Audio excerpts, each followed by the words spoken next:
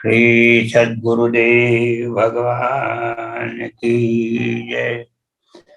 श्री रामचंद्र भगवान की जय। गुरुर्ब्रह्मा गुरुर्विष्णु गुरुर्देवो महेश्वरः। गुरु साक्षात् परब्रह्म तस्मै श्री गुरवे नमः। नीलाम्बुजश्यामलकोमलङ्गं सीतासमारूपितवामभागम् पाणौ महाकायकचारुचापं नमामि रामं रघुवंशनाथम्। आज का श्री सद्गुरुदेव की सन्निधि में पंचम भाग का विषय है चैतन्य की सन्निधि से मन चैतन्य व विद्युत शक्ति प्राप्त करता है। कल हमने इसको जरा सा छू कर निकले थे। जब जड़ के संपर्क से विसंग से उसमें भी गुण आ जाते हैं। लोहा जड़ है, लेकिन मैग्नेट के लोह चुंबक के संपर्क से उसमें भी वो चुंबकत्व का गुण आ जाता है। तो इसी प्रकार से जब चैतन्य है तो उसके संपर्क में मन चैतन्य व विद्युत शक्ति प्राप्त करता है। यहाँ मुझे जयपुर गलता जी में गुरुदेव ने जो कहा था उसका स्मरण हो गया। गुरुदेव ने कहा था कि इस गुफा की दीवारें जो है वो चैतन्य है, और चैतन्य है इसलिए वो सुनती है, देखती है और तुम्हारी सारी प्रार्थनाओं को वो पूरा करने में सक्षम है। तो तब से जो है, उस वक्त तो नहीं समझ में आया था इतना। फिर आगे एक बार कहा कि इस गुफा में गलता जी में पूज्य पतित पावन भगवान ने 150 साल राज्य किया है। उसका तात्पर्य श्री पयाहारी बाबा, जिसको गुरुदेव पतित पावन कहते थे, वो वहाँ 150 साल तक रहे थे और उसके बाद वो आगे कश्मीर में रसायनी गुफा को चले गए थे।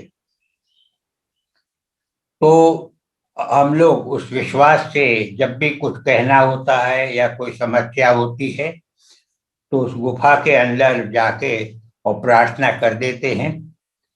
तो परम चैतन्य जो भगवान श्री पतित पावन भगवान थे, उनके चैतन्य से वो जड़ गुफा में भी चैतन्य का प्रभाव आ गया था।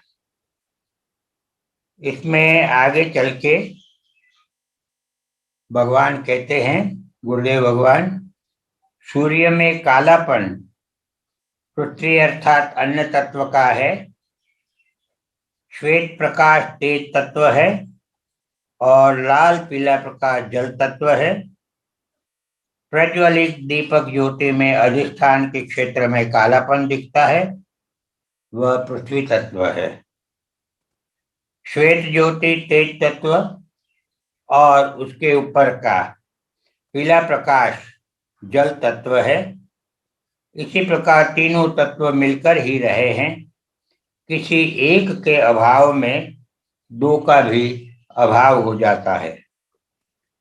अन्न जल का कार्य है, इसलिए जल सत्य है, परंतु जल अग्नि का कार्य है, इसलिए वस्तुतः अग्नि ही सत्य है और वो ही आत्मा है, पुरुष है। इस प्रकार का समस्त विश्व का मूल कारण आत्मा ही है। इंद्रियों के द्वारा पंच तत्वों का जो अनुभव हमें होता है वह आत्मा को लेकर ही होता है। जब आत्मा शरीर को छोड़कर चला जाता है तब शरीर व इंद्रियां भी शांत हो जाते हैं। आत्मा शाश्वत है और शरीर व इंद्रियां आदि नश्वर है। इस नश्वर शरीर के नश्वर इस नश्वर शरीर के नश्वर इंद्रिया अवयव आदि को लेकर जो सुख दुख आदि हमें मालूम होते हैं, वे भी अनित्य है। परंतु इनको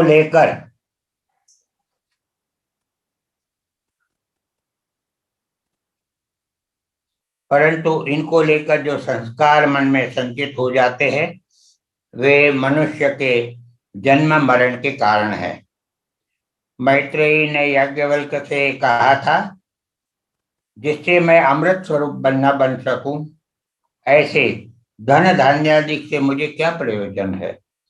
जिस आत्मा को भगवान आप जानते हो, उसका मुझे उपदेश करिए। यह है आत्मा का महात्म्य। आत्मा जब तक कर्म, वासना आदि के आवरणों से आवृत रहता है, तब तक जीव कहलाता है। आवरणों को लेकर ही जीव ईश्वर अंश होने पर भी ईश्वर का अनुसंधान नहीं कर सकता।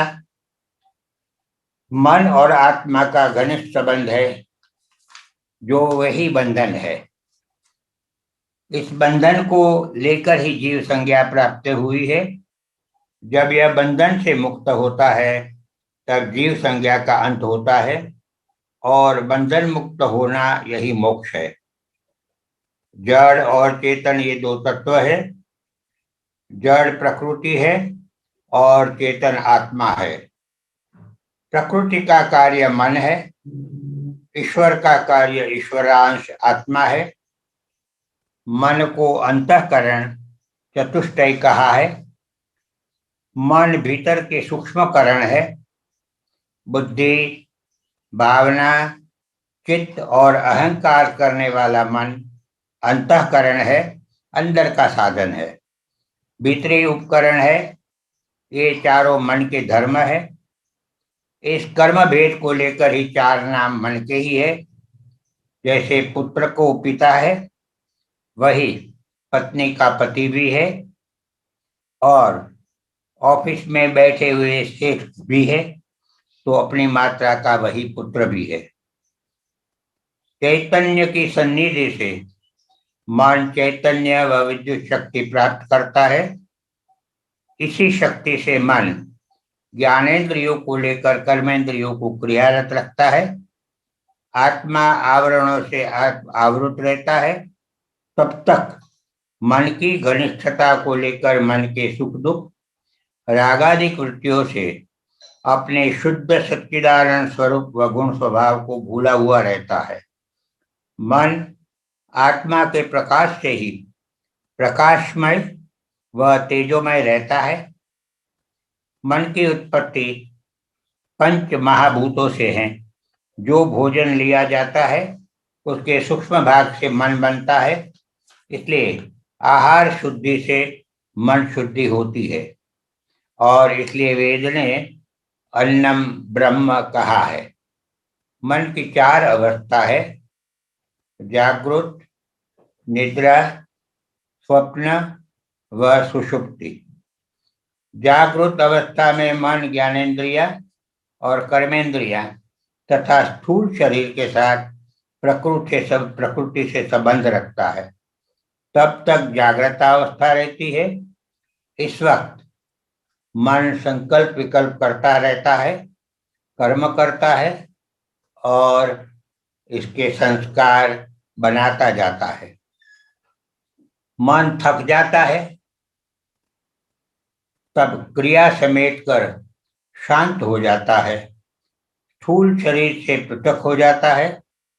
तब निद्रावस्था प्रारंभ होती है। इसमें स्थूल शरीर व सभी इंद्रियों के साथ मन आराम लेता है। निद्रा में हमारा लय हो जाता है। सत तत्व में हम एकाकार हो जाते हैं और आनंद का जो अनुभव होता है, इस समय वह आत्मा का होता है। तो आत्मा है और आनंदमय होता है, यह चौकस हुआ। निद्रा में जब स्वप्नावस्था शुरू होती है, उसमें स्थूल शरीर व इंद्रियां सोते हैं, परंतु मन उसी समय जागृत हो जाता है और सूक्ष्म लोक में भ्रमण करता है, अर्थात सूक्ष्म शरीर के साथ तादात्म्य करता है। वह जो देखता है या सुनता है, अर्थात जो कुछ भ्रमण करता है, उसका प्रतिबिंब आत्मा में पड़ता है, उसी को हम स्वप्न कहते हैं। सुषुप्ति में शरीर और मन दोनों सो जाते हैं। आत्मा चैतन्य तो जागृति होता है, सूक्ष्म शरीर से तादात्म्य भी छूट जाता है, इसमें स्वप्न नहीं आते। सुषुप्ति में जिस प्रकार विश्राम लेता है, उसी प्रकार समाधि में आत्मा विश्राम लेती है और तात्पर्य है कि परमात्मा के सन्निकट संपर्क में रहती है। बाबा कीनाराम जी नाम का विषय पूरा गुरुदेव ने उठाया है, क्यों कि ये उस वक्त जूनागढ़ में थे। तो गुरुदेव ने कहा 300 साल पहले लगभग श्री राम भक्त अघोर संत बाबा कीनाराम जी ने जूनागढ़ में धूम मचाई थी। नवाब का फरमान था कि जो कोई साधु मुनि सन्यासी नगर में आवे, पकड़कर जेल में बंद कर देना और जेल में उन सबको अनाज पीसने की चक्की पर पीसने को बैठाते थे। यह जुल्म जैसा ही था। अनजान साधु सन्यासी जेल में कई दिनों तक पड़े रहते थे। कीनाराम जी शिष्य के साथ भ्रमण करते हुए जूनागढ़ आए तो नगर के बाहर ठहर गए। शिष्य भिक्षा मांगने को नगर में गया और पकड़ा गया, जेल में बैठाया गया। कीनाराम जी को ध्यान शक्ति से पता लग गया, खुद भी नगर में आए और पकड़े गए, जेल में भेजे गए। वहां पहुंचते ही उन्होंने सब संतों को कहा कि चक्की पर से हाथ उठा लो, चक्की अपने आप चलती रहेगी। और ऐसा ही हुआ, सारे नगर में यह बात फैल गई। ये घटना जब मैंने पढ़ी, तब पूज्य गुरुदेव की कही हुई गलताजी में जब गुरु पूर्णिमा का उत्सव हुआ था, तब गुरुदेव ने अपने बचपन की घटना सुनाई थी। अपने गुरुदेव श्री पतित पावन भगवान के साथ पूज्य गुरुदेव जयपुर गलताजी में आए थे। उस जमाने में जंगल था और आश्रम के कार्य के लिए लकड़ियां इकट्ठी करने के लिए गुरुदेव जंगल में गए थे। वहां दूसरा एक आश्रम था नाथ गुरुओं का, उनके शिष्य भी जंगल में इसी कार्य के लिए आए थे। उन्होंने गुरुदेव को अलग अकेला देखा तो उनको पकड़कर आश्रम में ले गए और एक कमरे में बंद कर दिया। गुरुदेव की उम्र उस वक्त करीबन 13-14 साल की रही होगी, क्योंकि 9 साल में ही घर छोड़ दिया था भगवान राम को प्राप्ति के लिए, योग सीखने के लिए। और तब जब वहां पकड़े और कमरे में बंद कर दिए, तो छोटी उम्र थी और कमरे में रोते थे कि हे गुरुदेव मुझे बचा लो, हे भगवान देखो मैं कहाँ फंस गया हूं। उनको भी, गुरुदेव को भी चक्की पीसने बैठा दिया था नाथ गुरु के शिष्यों ने। गुरुदेव कमरे में इस प्रकार प्रार्थना करते थे, रोते थे, बिलबिलाते थे, छोटी उम्र थी ना। तो दीवार के अंदर से पूज्य पतित पावन भगवान पधारे और कहा चल, हाथ पकड़ के उनको ले गए और चक्की अपने आप चलती रही और दीवार के अंदर से फिर वो निकल गए। ये घटना गुरुदेव ने स्वयं कही हुई है, तो इस वक्त इसका स्मरण हो गया। वहां पहुंचते उन्होंने सब संतों को कहा कि चक्की पर से हाथ उठा लो। चक्की अपने आप चलती रहेगी। और ऐसा ही हुआ। सारे नगर में यह बात फैल गई। नवाब ने शर्मिंदा होकर क्षमा मांगी, पूजन भेंट करने लगा। हीरे मोती को देखकर बाबा ने कहा कि ये हीरे मोती न तो खट्टे हैं और न तो मीठे हैं, तो हमारे काम के नहीं है। परंतु तुम तो ऐसी प्रतिज्ञा करो कि जो कोई भी साधु संत तुम्हारे नगर में आवे, उनको 2.5 पाव आटा बराबर दिया जाए। तब से नवाब ने ऐसी व्यवस्था बराबर रखी थी। गिरनार पर बाबा को भगवान दत्तात्रेय के साक्षात दर्शन हुआ था। उन्होंने दत्तात्रेय जी से अघोर मंत्र की दीक्षा रहस्य समेत प्राप्त की थी। करीब 150 साल की उम्र के थे तब काशी के रामगढ़ में जीवन समाधि ले ली थी। अघोर मत में श्री राम मंत्र होता है। पहले महात्मा से ही अघोर मत की दीक्षा ली जाती थी, परंतु अभी अभी 100 सवा 100 साल से उन अघोर मतवादी संतों ने इस प्रथा को छोड़ा है और वैष्णव संतों ने भी छोड़ा है। दोनों ने अपना अलग अलग कर लिया है। अघोर मत की सबसे बड़ी रामशाला काशी के पास रामगढ़ की मानी जाती है। पहले दिलावर खान, अकबर शाह, शाहनशाह इत्यादि नाम हिंदुओं में भी प्रचलित थे। बाबा कीनाराम जी के पिता का नाम अकबर शाह था और वे रघुवंशी क्षत्रिय थे। रामगढ़ के बाणगंगा के जंगल में तपश्चर्या की थी, सिद्धि वहीं प्राप्त की थी। वही आज उनके नाम पर से विनेश्वर महादेव है। उन्होंने बनवाए हुए विशाल कुआं राम सागर भी है। बंबई में 8/7/62 को श्री गुरुदेव वहां हाजिर थे और आगे एक पारिवारिक प्रसंग में गुरु परिवार के पारिवारिक प्रसंग में अफ्रीका पधारे थे।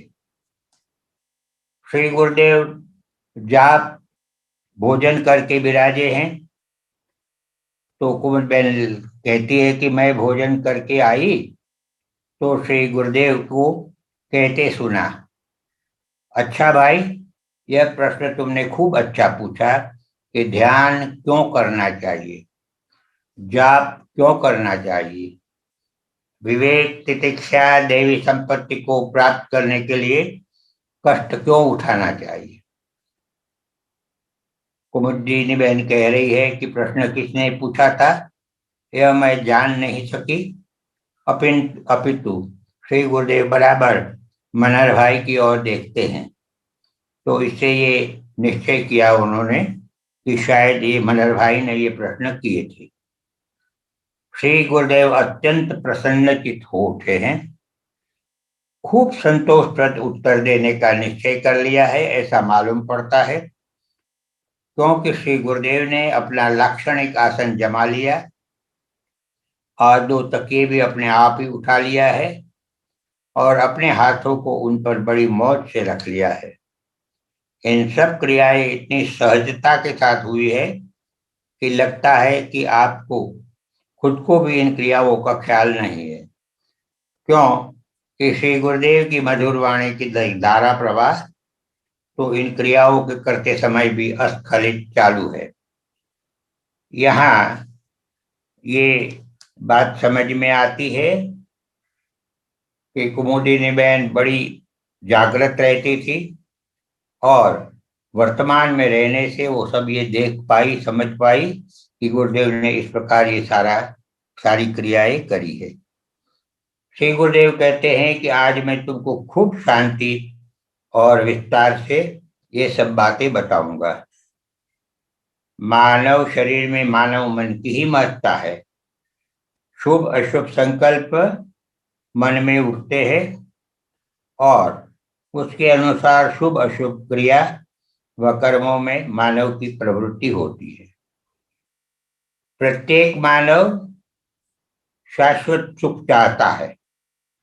अगर उसके पास धन है तो वह चाहता है कि मेरा धन शाश्वत बना रहे, उसमें वृद्धि होती रहे, आवश्यकता से भी कई गुना ज्यादा मात्रा में वह धन संग्रह करता ही रहता है। थोड़ा देकर हो सके उतना ज्यादा किस युक्ति से प्राप्त किया जाए, इसकी चिंता में और हिसाब में रात दिन उलझा रहता है। धन लालसा इतनी प्रबल हो जाती है कि धर्म नीतिपूर्ण मार्ग को छोड़कर भी धन संग्रह करने में वह हिचकिचाता नहीं है। परिणाम क्या आता है? उसका आत्मसंतोष खो जाता है। द्वेष, ईर्षा, लोभ, मत्सर, मोह, वासनाएं, क्रोध आदि बढ़ते जाते हैं।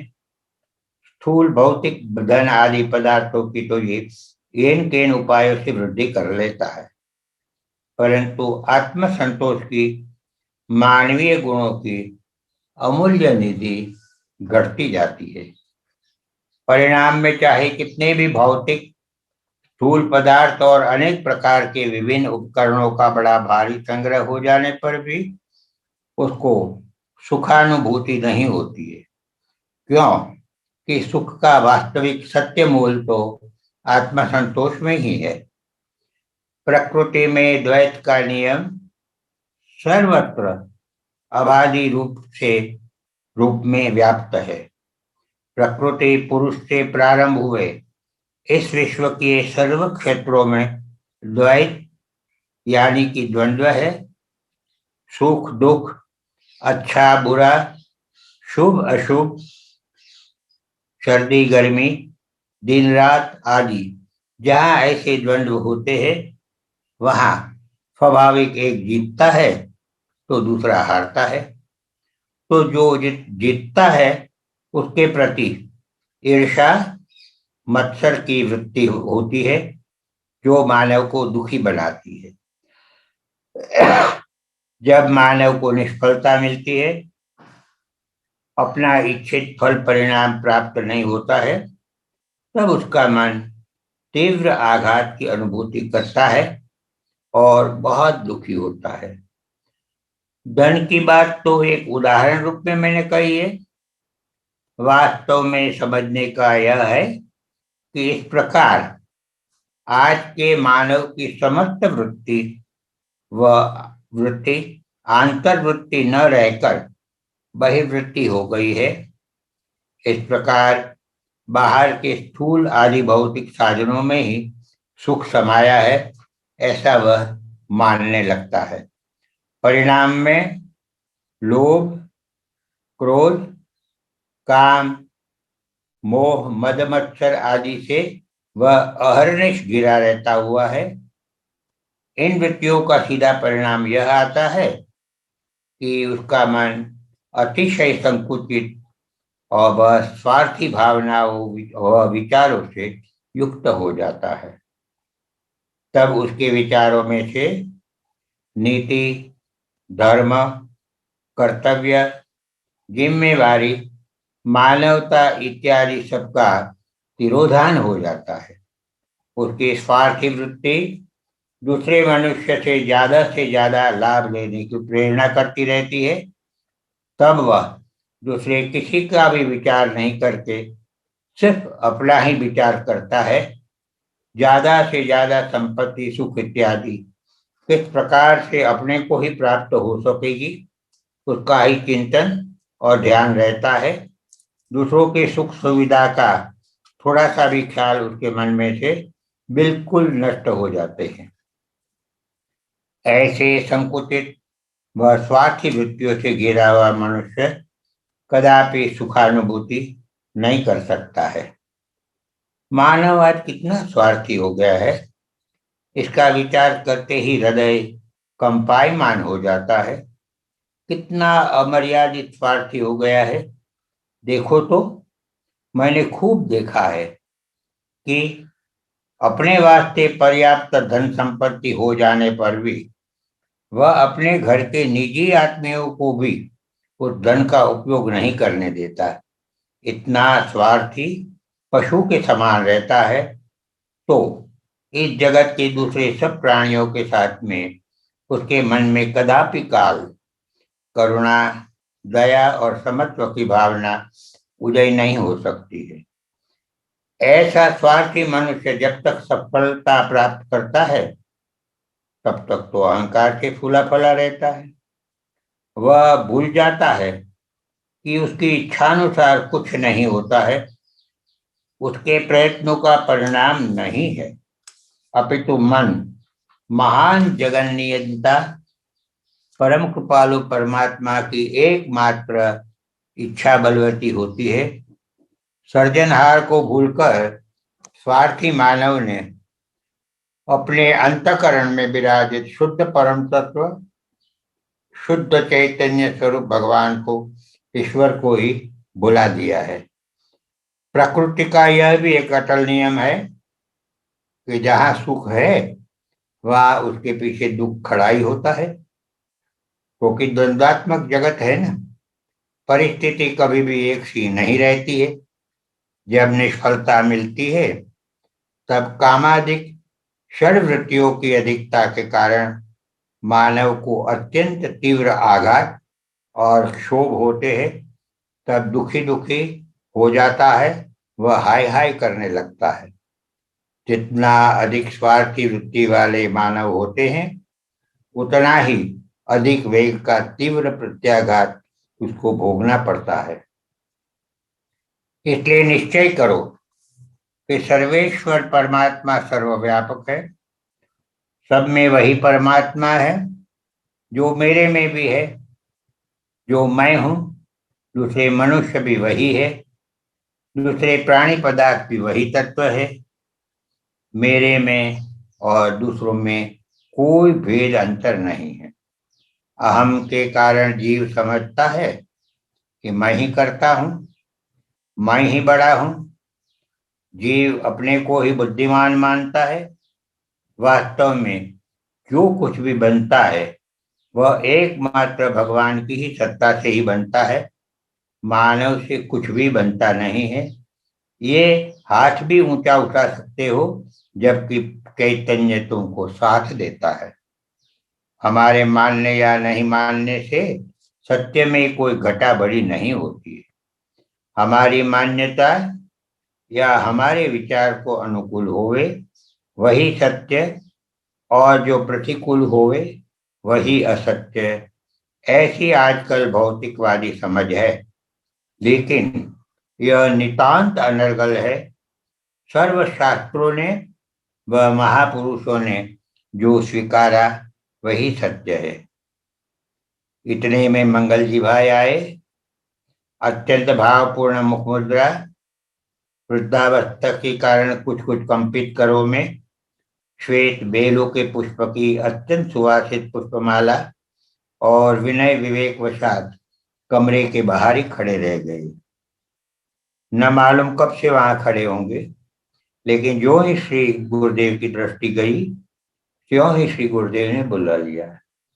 ओहो मंगल प्रभात जी, भाई मैं तो आपका इंतजार कब का कर रहा हूं, और आप जो वहीं पर खड़े हुए हो। मंगल जी भाई ने श्री गुरुदेव को प्रणाम किया। श्री गुरुदेव ने दोनों हाथ उनके अपने कर कमलों में जकड़ लिए और अत्यंत गदगद कंठ से बोले कि मंगल प्रभात, तुम्हारी सात्विकता से मैं इतना आत्मविभोर हो उठता हूँ। मंगल जी भाई के साथ 2-3 पारसी गृहस्थ भी आए हुए हैं। वे सब बिलखा के श्रीमन नथुराम शर्मा जी के अंतेवासी शिष्य है। संत प्रसाद पाए हुए हैं। विवेक विनय में और सत्व गुण में अतिशय निखरे हुए हैं। यहाँ ये संकेत मिलता है कि जिन्होंने संत का समागम पाया है, कृपा पाई है, वो विनय विवेक में और सत्व गुण में निखर जाते हैं। अब मेरे ध्यान में आया कि जयराम भाई का पूरा घर शिष्य है। कुमुदी बेनी कहती है कि जयराम भाई का पूरा घर शिष्य समूह से बिल्कुल भर चुका है। कितने लोग खड़े खड़े श्री गुरुदेव की अमृतवाणी का पान कर रहे हैं। श्री गुरुदेव ने बात को आगे चलाते हुए कहा तो मैं कहता था कि कुदरत का अटल नियम है। आज सुख का चक्र जितना होगा उतना ही दुख का चक्र आएगा ही। विज्ञान ने भी यह सिद्ध कर दिया है। यह नियम की गति मात्र को प्रतिगति होती है। मेरे पास कई लोगों ने दुखी रोते रोते हुए कहा है कि महाराज जी, मैंने तो किसी का कुछ भी बिगाड़ा नहीं है, फिर भी मेरे पर इतनी विपत्ति क्यों और कहाँ से आ पड़ी है। इंद्रिय लोलुपता और विषय वासना की अधिकता में फंसा स्वार्थी मानव भूल जाता है कि भौतिक स्थूल विषय भोगों में सुख की कल्पना उसने खुद ने बना ली है। वास्तव में सुख वहां है नहीं। विचार करो, जिसमें तुमने सुख की कल्पना की है वही भोग्य वस्तु कभी मिलती है, कभी नहीं भी मिलती है, सर्वत्र व्याप्त भी नहीं है। तो स्वाभाविक है पराधीनता और परिधि हुई।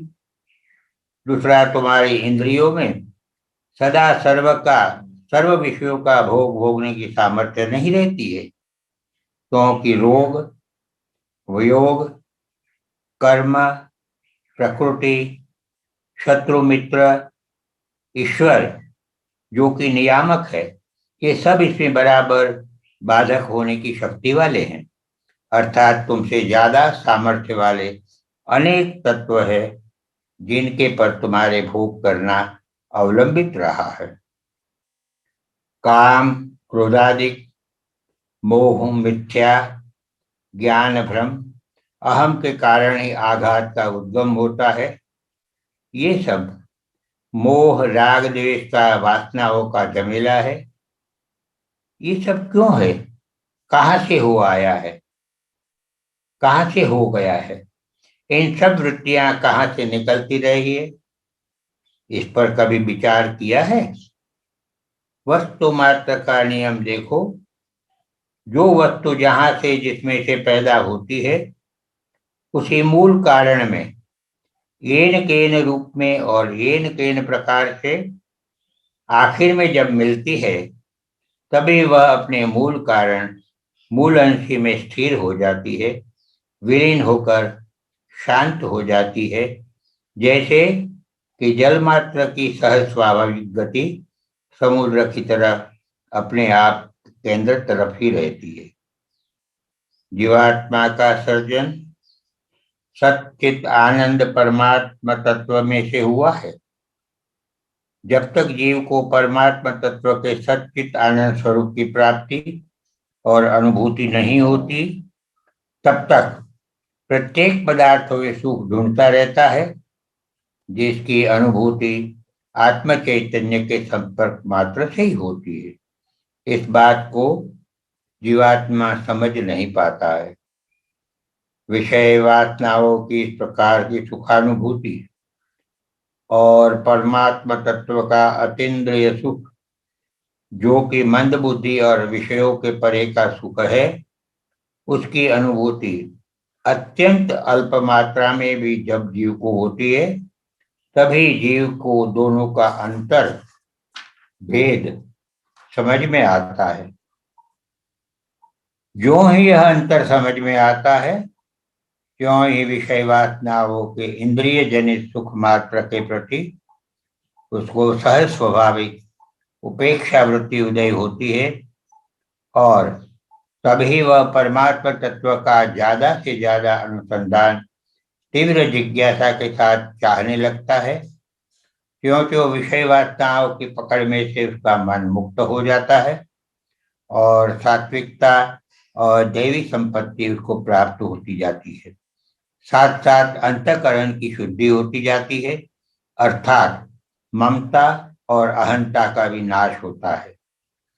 विषय वासना, ममता और अहंता में ओतप्रोत मन और बुद्धि न जड़ स्थूल है न चेतन है, अर्थात जड़ चैतन्य के बीच में देहरी दीपक के समान है।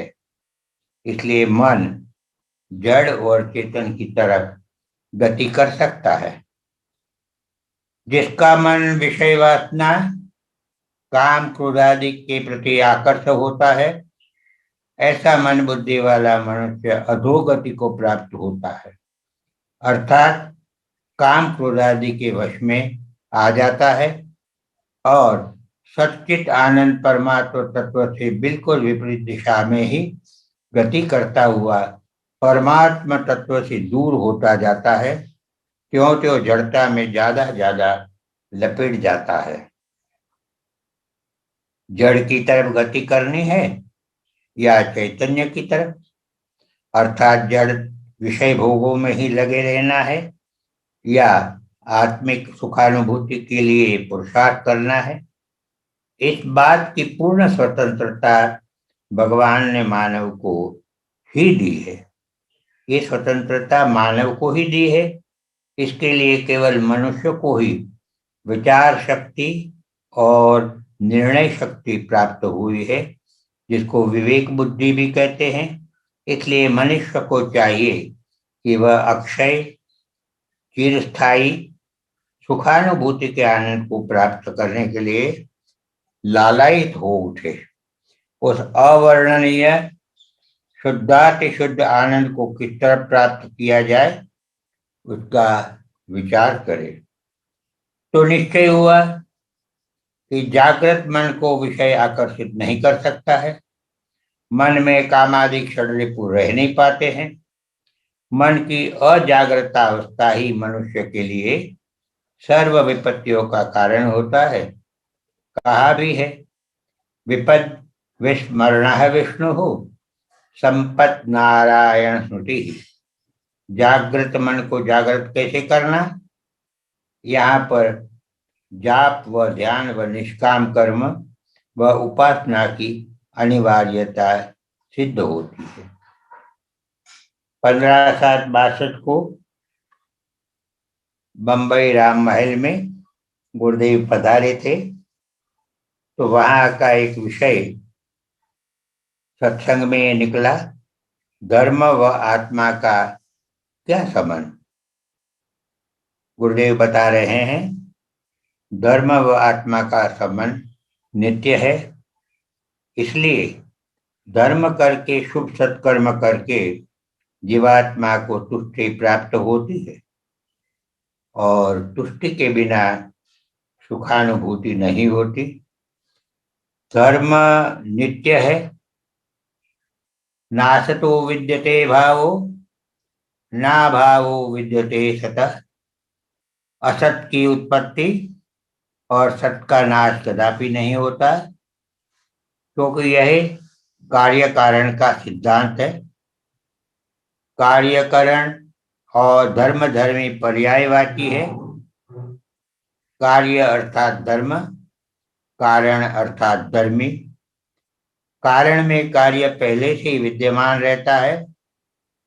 कार्य की सत्ता जो कारण है वह नित्य है, वह सत्य है।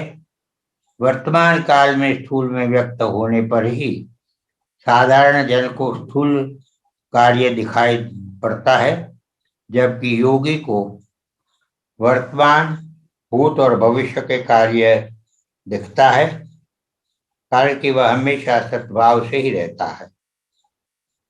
आनंद का उद्भव स्थान आत्मानुसंधान है, उत्तमा सहजावृत्ति है, गुरुदेव भगवान कहते हैं। श्री गुरुदेव ने कहा, तुम पूछते हो आनंद नहीं होता है नियम में, माला में, स्वाध्याय में, तो क्यों?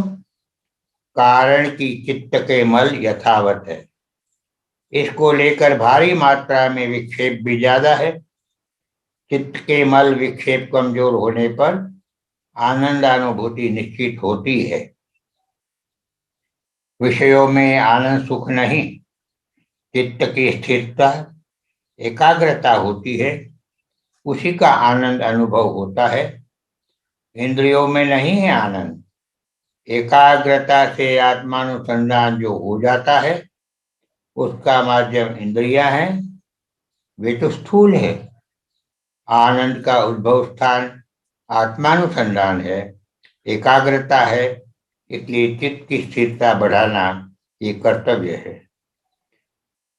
चित्त शुद्धि से स्थिरता बढ़ती है, सत्कर्मों में शुद्धि बढ़ती है, स्वच्छ शुद्ध जल में प्रतिबिंब पड़ता है, वह हम देख पाते हैं। अशुद्ध जल में नहीं पड़ता है तो हम नहीं देख पाते। यह तो अनुभव है ना। इसलिए सत्कर्मों के द्वारा मलिनता दूर करनी चाहिए। अब यदि शुद्ध जल भी होवे परंतु वह स्थिर नहीं होगा, आलोलित तरंगों जैसा होता है, तो प्रतिबिंब नहीं देख पाओगे। तो तरंगों को अर्थात चित्त के विक्षेप को दूर करना चाहिए। उपासना, अनुष्ठान, निष्काम कर्म योग से चित्त के विक्षेप को दूर करना चाहिए। फिर चित्त की स्थिरता पुष्ट होगी, तभी उपास्य का, इष्ट का स्वरूप जो जो देखोगे उसमें तैल धारावत स्मृति में बना रहेगा। पदार्थ मात्र में, जीव मात्र में वही निरंतर दिखेगा और बाहर का कर्तव्य, व्यवहार, कार्य सब बराबर करते रहोगे। कौन किसका है सोचो, तुम्हारे साथ में क्या क्या आएगा। यह जो सारा पसारा है, जिसके साथ तुम अनेक घनिष्ठ संबंध में हो, वह तो तुम एक साधारण स्वप्न में भी भूल जाते हो। तो सोचो, जागृत का संबंध कहाँ गया। फिर सुषुप्ति में, स्वप्न में जो भी उत्कृष्ट पदार्थ देखे थे उनका अस्तित्व ही नष्ट हो जाता है। समाधि, तुर्यावस्था में तो सुषुप्ति नहीं होती है, तभी तो समाधि होती है। तात्पर्य यह कि जागृत, स्वप्न, सुषुप्ति ये तीनों अवस्था मिथ्या है। तुम भ्रमित हो जाते हो उनमें। समाधि में स्थिर हो और इन चारों अवस्था को जानने वाला साक्षी रूप आत्म तत्व तुम हो जाओ। स्वाध्याय, सत्संग से यह निश्चय हो जाना चाहिए कि मैं आत्मा स्वरूप हूँ, उसी परम तत्व के सदृश परम सुख निदान निर्विकार तत्व हूँ। यह बिल्कुल ठोस दृढ़ भावना हो जानी चाहिए। निष्काम भावना में सहज भाव से, सहज रूप से रहोगे तब निरंतर सुखानुभूति, आनंदानुभूति रहेगी। तब जीवन में उद्वेग, संताप, राग द्वेष, ईर्ष्या आदि का अभाव हो जाता है। महत्वाकांक्षाएं, लालसाएं, कामनाएं उठती नहीं है, तब फिर स्वप्न भी उठते नहीं।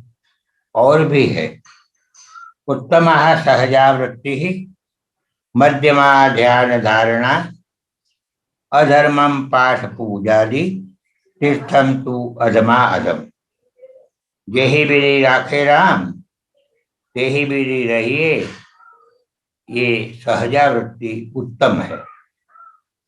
यहाँ इसको पुनरावर्तन करता हूँ जो गुरुदेव भगवान ने समझाया है। जेहि बिरी राखे राम, तेहि बिरी रहिए, ये सहजावृत्ति उत्तम है। सर्व खलु इदम ब्रह्म, सब में ईश्वर को देखना ये सबसे श्रेष्ठ भावना है। आत्मा में, अपने में ही ब्रह्म को ढूंढना मध्यमावृत्ति है, अर्थात ध्यान धारणा में बैठना यह मध्यमा है। तीर्थों में ही ब्रह्म को, भगवान को देखना अधमाधम वृत्ति कही जाती है। पाठ पूजा मूर्ति में ही ईश्वर को देखना यह अधम वृत्ति मानी जाती है। इसलिए ईश्वर तो सर्वव्यापी है, सर्वत्र जगत में, सब में ही है ही। ये भावना को, दर्शन को दृढ़ बनाना ही होगा। आगे का विषय उठ रहा है सत्संग सभा में। मानव समाज नष्ट भ्रष्ट हो जा रहा है। हमारे ऋषि महर्षि महान ज्ञानी थे, और विज्ञानी भी। खगोल, भूगोल, रसायन, ज्योतिष, गणित गणित आदि धातु आदि के प्राचीन ग्रंथों के आधार पर आज कितने आविष्कार हुए हैं और होंगे, यह हमको अर्थात भारत को कौन कहेगा। ये गुरुदेव भगवान की एक विशेषता थी। सर्वज्ञ समर्थ होने से सामने बैठे हुए सभाजनों में, भक्तजनों में, सती सत्संगियों में जो मन में प्रश्न उठता था, विचार आते थे, उसको तुरंत ही जान लेते थे। और फिर कई बार कोई विषय चलता था, उसमें वो बदल के उस पर बोलने लगते थे और बाद में कहते थे कि भाई थोड़ा विषयांतर हो गया। क्यों? कि जिस वक्त जिस व्यक्ति को जो विचार उठे हैं उसको उसी वक्त पकड़ के समझा देते थे। मानव समाज नष्ट भ्रष्ट हो रहा है। हमारे ऋषि महर्षि महान ज्ञानी थे और विज्ञानी भी। खगोल, भूगोल, रसायन, ज्योतिष, गणित, धातु आदि के प्राचीन ग्रंथों के आधार पर आज कितने आविष्कार हुए हैं और होंगे, यह हमको अर्थात भारत को कौन कहेगा। प्राचीन काल से विदेशियों ने इस भूमि के सोना, चांदी, हीरे, मोती, कपड़े, रसायन आदि के साथ कितने कितने ग्रंथ भी उठा ले गए हैं।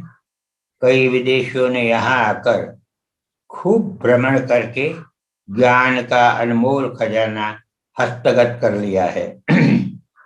कितना विज्ञान भरा है प्राचीन ग्रंथों में। 3 साल के बाद एक अधिक मास, ज्वार भाटा का भी निश्चय समय जान लिया। जहाज में सफर करते थे तो साथ में होका यंत्र रखते थे जो दिशा सूचित करता था। अणु परमाणु का ज्ञान महर्षि कणाद के ग्रंथ में है। आयुर्वेद भी प्राचीन है। कितना अद्भुत ज्ञान है। प्राचीन काल की सिद्धियों का व ऋषियों की विलक्षणता का तथा ऐश्वर्य वैभव का तो खूब बोलते हैं हम सब, परंतु हमारी आचार शून्यता का तो अपने को किंचित विचार तक नहीं।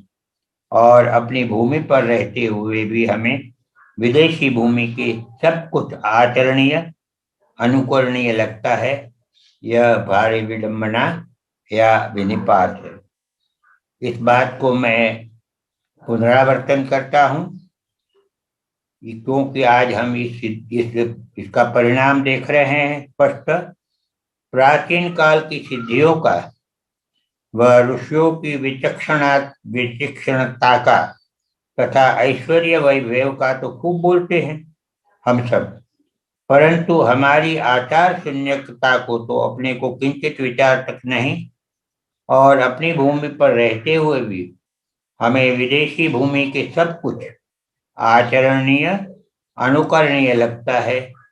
ये भारी विडंबना है या विनिपात है, क्या है? बुद्धि विकास भी अत्यंत आवश्यकता है, परंतु भीतर के चित्त का विकास उससे भी ज्यादा जरूरी है। मनुष्य के सुख, शांति व आनंद के लिए केवल बुद्धि विकास स्वार्थ, लोभ, हिंसा आदि का भय लाएगा। पश्चिम की भौतिक प्रगति ने मानव को भी अपना एक पुर्जा बना दिया है। अर्थव्यवस्था तथा अर्थ विकास का तंत्र मानव के सुख शांति के हेतु होना चाहिए, परंतु हुआ यह कि अर्थ विकास के लिए मानव का जीवन भी यंत्र के जैसा हो गया है। वह सोचता है कि जब तक जीना है, खाना पीना शौक कर लूं, कैसे भी पैसा धन जुटा लूं, अपना सोचना है, दूसरों का जो हो सो हो। मौज शौक की गुलामी में पश्चिम के लोगों की दुर्दशा हो रही है। ये बात उनकी समझ में नहीं आ रही है। मानव समाज नष्ट भ्रष्ट हो जा रहा है। प्राचीन भारत की उज्जवल गाथाएं ऐतिहासिक है, कपोल कल्पित नहीं है। जब तक धर्मनिष्ठा रही तब तक आर्यावर्त प्रसन्न सुखी रहा है। उपभोग वृत्ति बेमर्याद हुई, वैभव बेमर्याद हुआ, नीति का मूल्य घटा, विदेशियों को मौका मिला। विधर्मियों को बुलाने वाले, साथ देने वाले धर्मभ्रष्ट ऐसे हम ही लोग थे। उसका सामना एकजुट होकर नहीं करने वाले हमारे लोग थे। ऐसे अंधकारपूर्ण समय में बहुत सी विकृत बातें धर्म के नाम पर कुछ कुछ की स्थापित हो गई है। धर्म के नाम पर कुछ की कुछ और स्थापित हो गई है। इस बात को परखने वाले कौन है? मूल ग्रंथों का अध्ययन करना अत्यंत आवश्यक है। अभी आज भी हमारा सनातन धर्म प्रभावित है और हमारे प्राचीन संस्कार प्रजा में विद्यमान है। विभिन्न कला कौशल्य विद्यमान है। कितने प्राचीन स्थान खड़े हैं ग्रंथों में चौसठ कलाओं का और विभिन्न अस्त्र शस्त्रों का रहस्य इत्यादि इतना है जो आज के विदेशी को भी प्रेरणा दे रहा है और मुग्ध कर रहा है। इस पर से निश्चय होता है कि दोष हमारा है, हमारे धर्म या हमारी संस्कृति का नहीं है। हम यहाँ विश्राम लेंगे। आगे का गुरुदेव के आगे की अमृतवाणी को हम कर लेंगे। सबको जय सिया राम।